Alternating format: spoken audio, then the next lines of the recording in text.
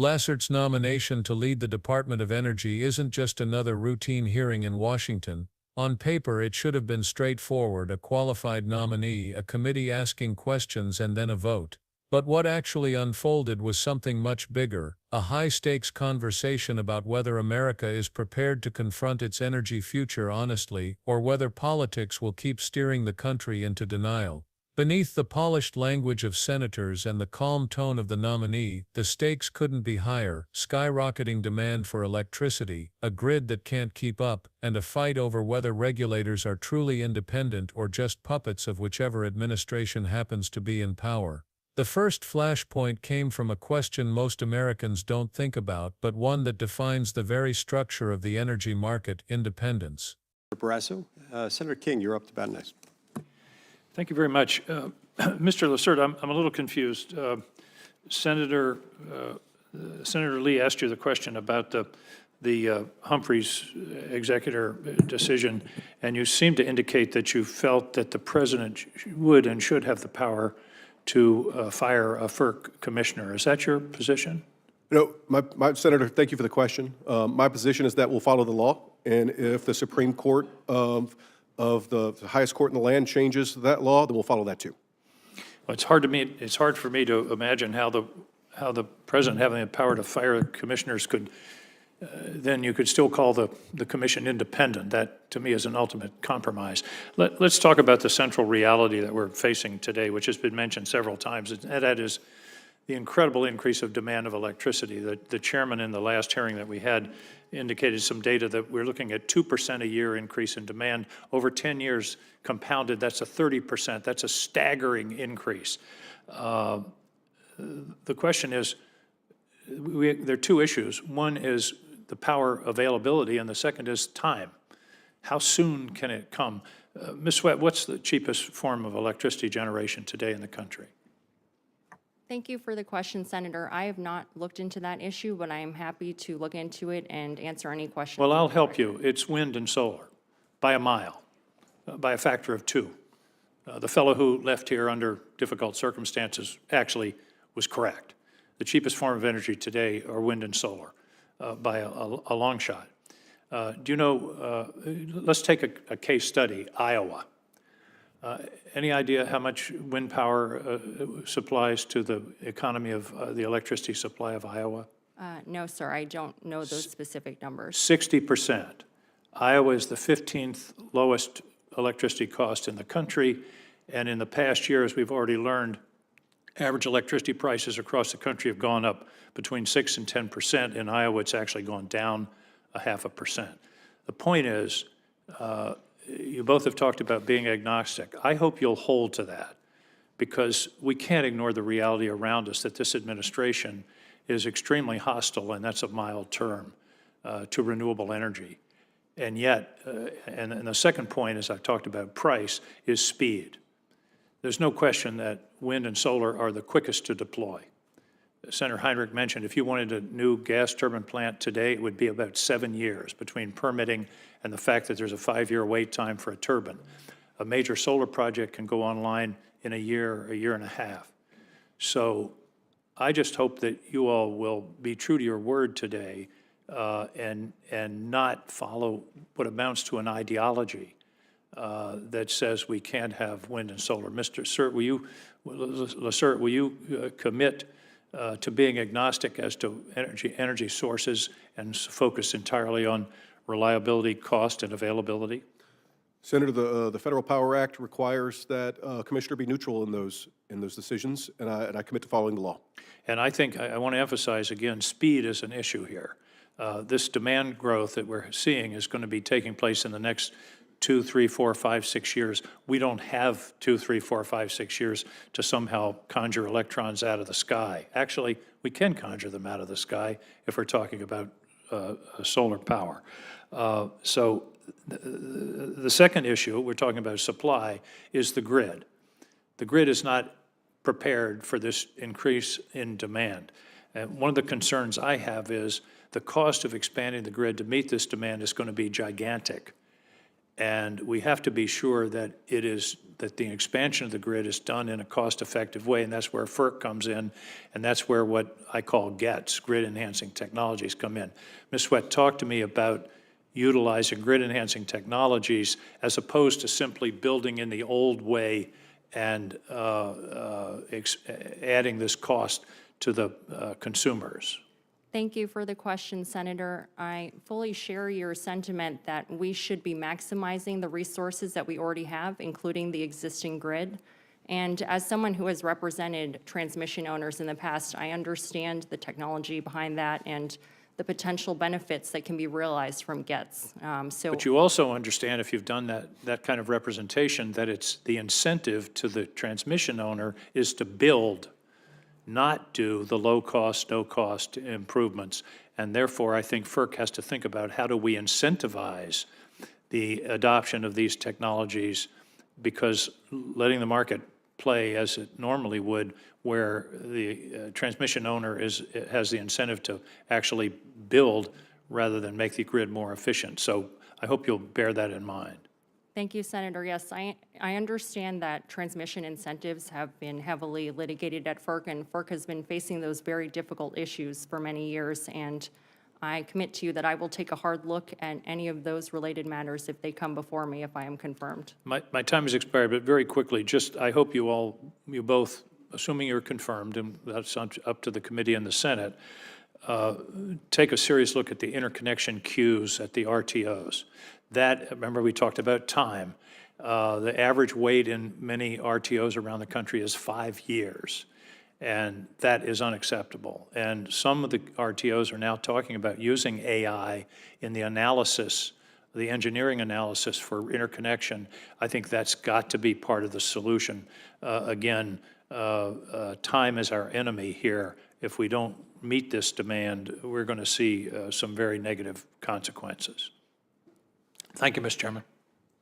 A senator pressed Lassert about whether the president should have the authority to fire commissioners at will. For years, these positions have been considered insulated, designed to prevent political pressure from skewing economic and technical decisions. Lassert's response was careful but clear. He said he would follow the law, and if the highest court in the land decided otherwise, he would follow that too.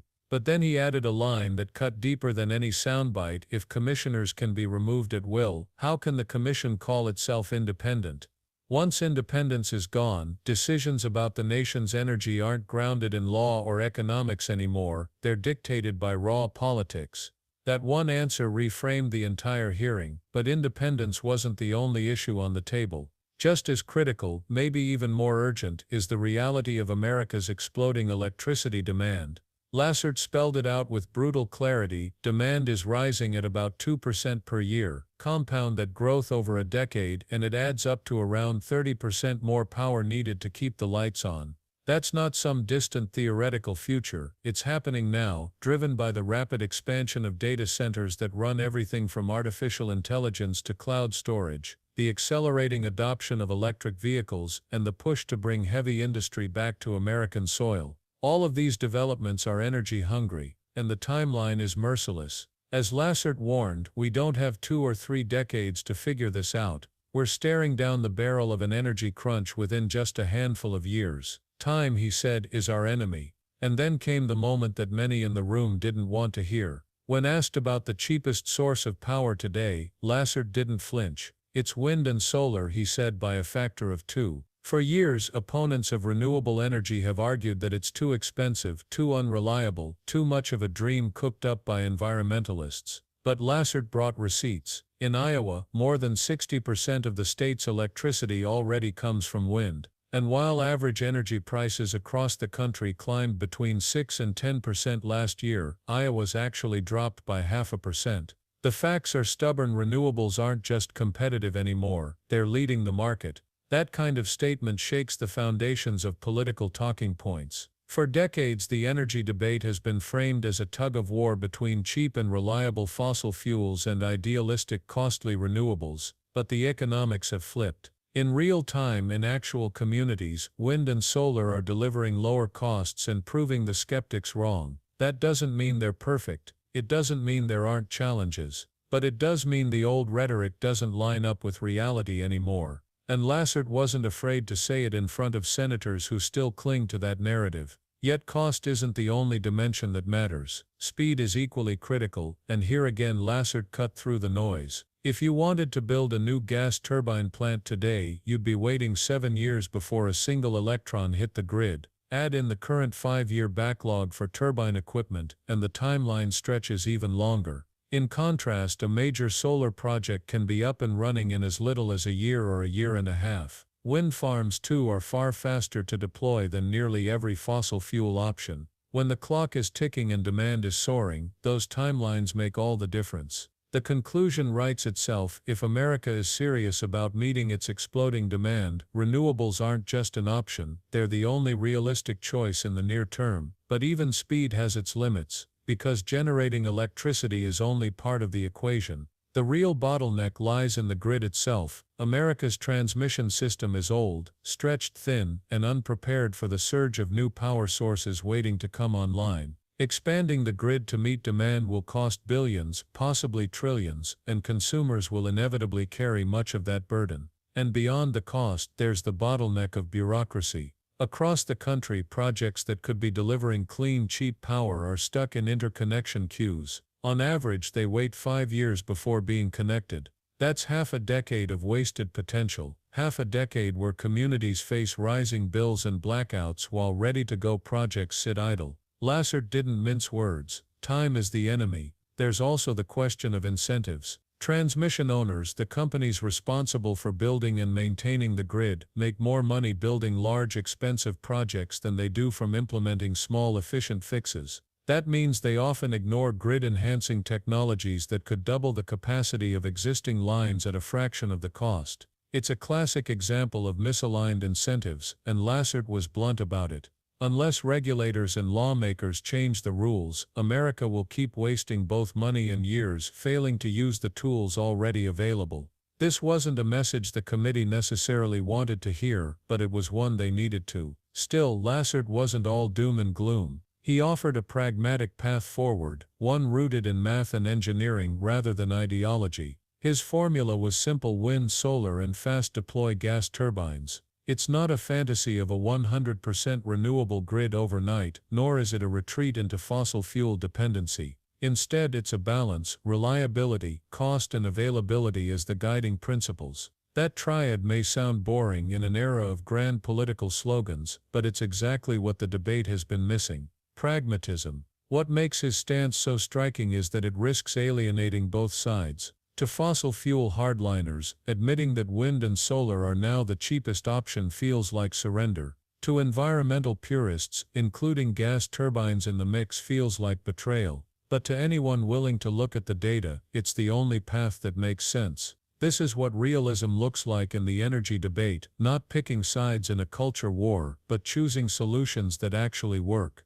The testimony ended on a note that made it clear why this nomination matters so much. Lassert wasn't making grand promises. He wasn't pretending the challenges could be solved with the wave of a hand. Instead, he talked about facing the arithmetic of the crisis: exploding demand, a broken incentive structure, and a grid on life support. He pointed out that technology like artificial intelligence could help reduce backlogs in interconnection analysis, but only if regulators are willing to modernize. He emphasized that time is short, and delay has real consequences: rising costs for families, stalled projects for communities, and even the risk of outages as demand outpaces supply. It's rare to hear that kind of honesty in a confirmation hearing. Most nominees play it safe, avoiding controversy and sticking to vague promises. Lassert did something different. He outlined the problem, pointed to real numbers, and demanded that lawmakers see reality for what it is. In doing so, he turned a routine nomination into a referendum on whether America is ready to grow up about its energy choices.